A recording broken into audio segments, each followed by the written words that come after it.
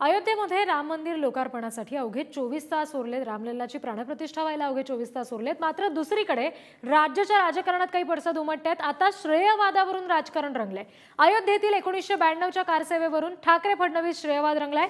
त्या संदर्भातली ही आताची सगळ्यात मोठी बातमी। देवेंद्र फडणवीसांचा 1992चा फोटो पोस्ट करून जो सहभागाचा दावा आता समोर येतोय, त्याच्यावर ठाकरेंच्या शिवसेनेचे नेते सुभाष देसाई यांच्या सुद्धा संस्थेने पोस्ट केलेली आहे। 1992च्या सहभागाचे फोटो त्यांनी सुद्धा पोस्ट केलेले आहेत। सध्या ही दृश्य आपण बघतोय। एकीकडे फडणवीसांनी पोस्ट केलेला फोटो आहे, तर दुसरीकडे ठाकरेंच्या सेनेकडून पोस्ट करण्यात आलेला फोटो आहे।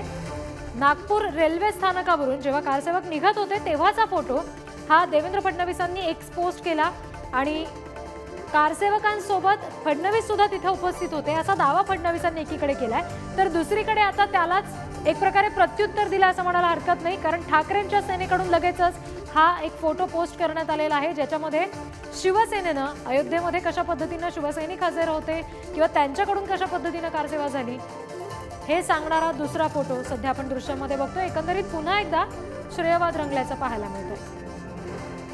प्रतिनिधी ओम देशमुख यांच्याकडून अपडेट्स घेऊया।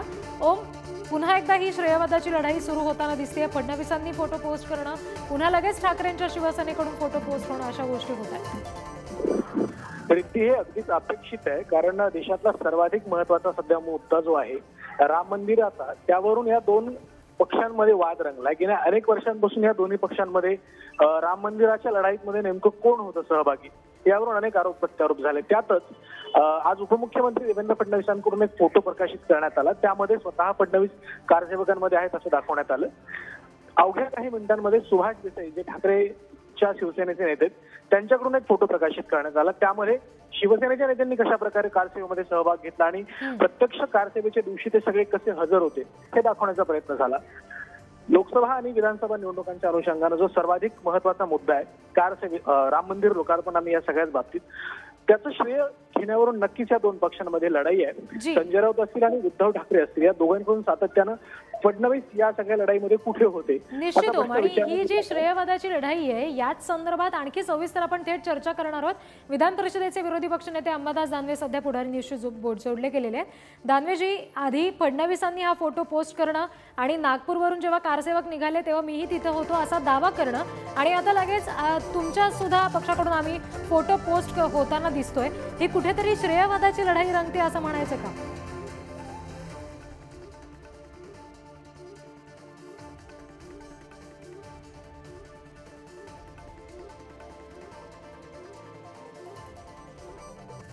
आपण पुन्हा एकदा दानवेंशी संपर्क साधायचा प्रयत्न करूया। मात्र सध्याची ही एक बातमी आपण बघतोय। फडणवीसांनी आज सकाळीच एक्सपोस्ट केली, ज्याच्यामध्ये नागपूरवरून जेव्हा कारसेवक निघाले 1992 साली अयोध्येत जाण्यासाठी तेव्हाचा रेल्वे स्थानकावरचा फोटो जो आहे तो पोस्ट केला। आणि आता दुसरीकडे ठाकरेंच्या सेनेकडून सुद्धा लगेच त्याला एक प्रकारे प्रत्युत्तर येताना दिसतंय। प्रतिनिधी ओम देशमुख यांच्याशी या संदर्भात बोलूया। ओम, आता आपण बघतोय की फोटो पोस्ट झालेले आहेत, पण हेच फोटो मागच्या अनेक दिवसापासून कदाचित या सगळ्यांकडे असू शकतात। आत्ताच उद्याचं अगदी 24 तासावर हे सगळं राम मंदिराचं लोकार्पण आलेलं असताना अशा पद्धतीनं फोटो पोस्ट करण्यामागे काय विशेष उद्देश असू शकतो? राजकारणात टायमिंग महत्वाचं असतं। या दोन्ही पक्षांना, विशेषत्वानं देवेंद्र फडणवीस आणि उद्धव ठाकरे या दोघांनाही टायमिंग कसं साधावं याबाबत पुरेपूर कल्पना आहे। उद्धव ठाकरे स्वतः फोटोग्राफर आहेत, त्यामुळे एका फोटोचा परिणाम किती व्यापक असतो याची कल्पना दोघांनाही आहे। बरोबर 24 तासांपूर्वी जेव्हा हा लोकार्पणाचा सोहळा पार पडतो त्यापूर्वी आपण यामध्ये कसे सहभागी होतो हे जाणून हे दाखवण्याचा पुरेपूर प्रयत्न दोन्ही पक्षांकडनं केला जातो। आणि निश्चितच स्वाभाविकपणे याचा राजकीय फायदा उठवण्यासाठीच या दोन्ही पक्षांकडनं ही जी सगळी रणनीती आहे ती आखली जाते हे आता स्पष्ट आहे जवळपास। त्यामुळे आता जसजसं लोकार्पण सोहळा जवळ येत चाललाय तसतसा या दोन्ही पक्षांमधला राजकीय कलगीतुरा हा अधिकाधिक वाढताना दिसतोय हे मात्र नक्की आहे। जी, निश्चित। आणि कारसेवेमध्ये कशा पद्धतीने आपला सहभाग होता हे दाखवण्याचा हा प्रयत्न आहे असं दोघांकडूनही होताना दिसतोय। ओम, तुम्हाला थोडंसं थांबवते। विधान परिषदेचे विरोधी पक्षनेते दानवे आपल्याशी सध्या जोडले गेले। दानवेजी, आपण बघतोय सध्या की फडणवीसांनी सकाळी पोस्ट केली, त्याच्यावर आता तुमच्या पक्षाकडून सुद्धा ही पोस्ट होताना दिसतेय। हा कुठेतरी श्रेयवाद आहे अशी चर्चा आहे। हा श्रेयवादाचा मुद्दा नाही। श्रेयवाद तर कोण करते देशात तुम्ही बघताय। शिवसेनेने काही हा प्रयत्न केला नाही. पण आपल्याला त्यावेळेची स्थिती माहित आहे. जेव्हा जी घटना घडली होती त्यावेळेस भारतीय जनता पार्टीच्या नेत्यांची भूमिका काय होती, शिवसेना प्रमुखांची भूमिका काय होती, आणि त्याच्यामुळे जे कोणी नव्हतेच ते आम्ही केलं म्हणतायत. ज्यांना 93 पासून मध्ये अनेक वेळेस सरकार होतं, पण सुप्रीम कोर्टाच्या निकालापर्यंत त्यांना थांबावं लागलं. आणि शिवसेनेनं त्यावेळेची मान्य शिवसेना प्रमुखांनी जी भूमिका घेतली होती कारसेवेविषयी, बाबरी ढाचा पडण्याविषयी, ती भूमिका तर या हिंदुस्थानात कोणीच घेतली नाही कधीच. पण दानवेजी, आणि सुभाष भूमिका असताना देसाईंच्या बरेच लोक जी बोला बोला नाही बोला तुम्ही बोला. सुभाष देसाईंच्या संस्थेने हे जे फोटो पोस्ट केलेत आता समोर येत आहेत, हे फोटो तुमच्याकडे आधी सुद्धा असतील की मग आत्ताच ते का पोस्ट करावे लागले? म्हणजे फडणवीसांनी ही पोस्ट केल्यानंतरच ठाकरेंकडून हे फोटो पोस्ट होताना आम्हाला का दिसत आहेत? नाही, शिवसेना नेते आहेत सुभाष देसाई साहेब, आणि त्यांच्याकडे आम्ही आता अनेक शिवसैनिक आमच्याकडे संपर्क साधतात जे त्यावेळेस बाबरी ढाच्याच्या वेळेस होते. त्याच्या बैठका आता आम्ही सेना भवनात घेतलेल्या आहे. आणि मग आता ह्या सगळ्या जुन्या आठवणी शिवसेना प्रमुखांनी त्यास आदेश दिलेले शिवसैनिकांना की कार सेवेला जायचं म्हणून, त्याचे अनेक शिवसैनिकांकडे पत्र उपलब्ध आहे. आणि हे रेकॉर्डवर आहे ना. बाकी लोक आम्ही होतो कुठं होते तुम्ही तर शेपूट घालून पळत होते. आणि मग ज्या घटना आहेत त्या तर जनतेसमोर आल्या पाहिजे ना. आता काही लोक नाचतात, फोटोग्राफी करतायत, श्रीरामाला घेऊन नाचतात, पण त्यावेळेचा संघर्ष 93चा त्याच्या आधीचा हा थोडी सगळ्यांना माहिती आहे. आता श्रेय घ्यायला तर दुनिया येईल सगळी, पण तो त्यावेळेसचा संघर्ष हा कोणी आठवत नाही ना. आणि म्हणून मला सुभाष देसाई साहेब शिवसेनेचे ज्येष्ठ नेते आहेत, त्यांनी ही आठवण करून दिलेली. याचा श्रेयवादाचा काय प्रश्न आहे? अगदी अगदी बरोबर दानवेजी, पण हीच सातत्याने टीका होत राहते की आम्ही होतो असं फक्त म्हटलं जातंय.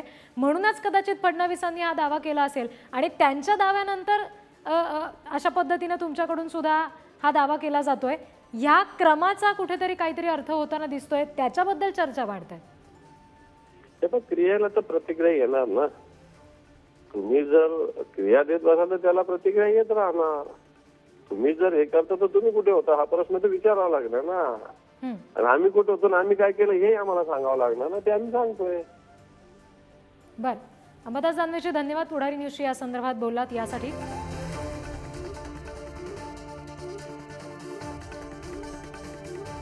देवेंद्र फडणवीस यांनी सकाळीच 1992 सालचा अयोध्येमध्ये कारसेवक जातानाचा त्यांचा तिथे सहभाग होता हे दाखवणारा एक फोटो पोस्ट केला आणि त्यानंतर एक प्रकारे त्याला प्रत्युत्तर म्हणावं लागेल. ठाकरेंच्या सेनेकडून सुद्धा त्याच वेळचे अयोध्येतल्या आठवणीचे काही फोटो पोस्ट केले गेले. आपण सध्या ही दोन दृश्य बघतो. एकीकडे फडणवीसांनी जी एक्स पोस्ट केली त्याच्यामध्ये जो फोटो त्यांनी पोस्ट केलाय आणि आपण तिथे असल्याचा जो दावा केलाय नागपूर रेल्वे स्टेशनवरचा, त्या संदर्भातला फोटो एकीकडे बघतोय. आणि आता अगदी काही तासांच्या अंतराने ठाकरेंच्या सेनेकडून सुद्धा फोटो पोस्ट झालाय. अयोध्येमध्ये त्यावेळेला शिवसैनिकांनी जी काही कारसेवा केली, रामसेवा केली, त्याच्या संदर्भातले फोटो आता सुभाष देसाई यांच्या संस्थेकडून पोस्ट करण्यात आले. पुन्हा एकदा अवघ्या 24 तासावर रामलल्लाचा प्राणप्रतिष्ठाचा सोहळा आलेला असताना अशा पद्धतीनं पुन्हा एकदा राजकीय वर्तुळामधली मात्र श्रेयवादाची लढाई काही संपत नाहीये. 1992 साली ज्यावेळेला अयोध्येत ही कारसेवा करायला असंख्य जण जमले होते तेव्हा पुन्हा एकदा भाजपा विरुद्ध ठाकरे सेना हा वाद उफाळून येताना दिसतोय. भाजप आमदार राम कदम सध्या आपल्याशी जोडले गेले, त्यांच्याशी आपण बोलूया. राम कदमजी, सकाळी फडणवीसांनी हा फोटो पोस्ट करणं आणि नागपूर विमानतळ रेल्वे स्टेशनवर ते असण्याचा दावा करणं, ही बाब समोर येत असताना अगदी काही तासाच्या अंतरानं ठाकरेंच्या सेनेकडून सुद्धा म्हणजे सुभाष देसाईंच्या संस्थेकडून फोटो पोस्ट होत आहेत.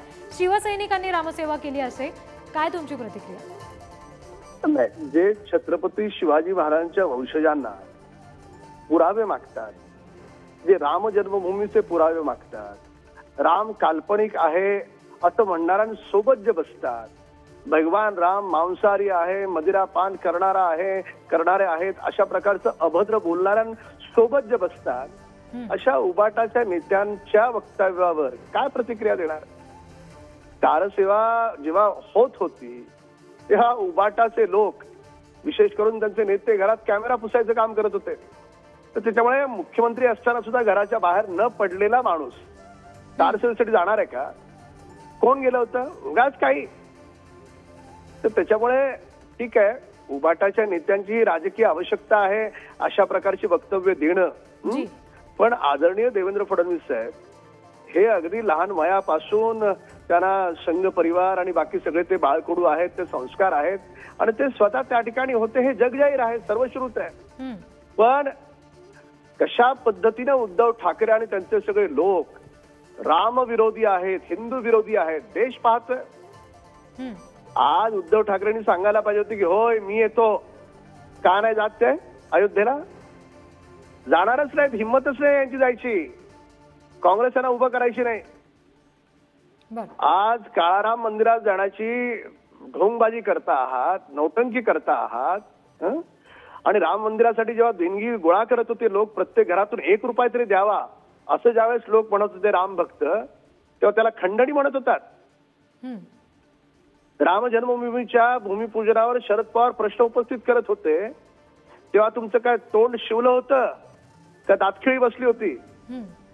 तर त्याच्यामुळे उभाटा गटाची अवस्था ही मानसिक वैफल्यग्रस्त अवस्था आहे. जी निश्चित. राम कदमजी धन्यवाद. पुढारी न्यूजशी या संदर्भात आपण बोललात यासाठी.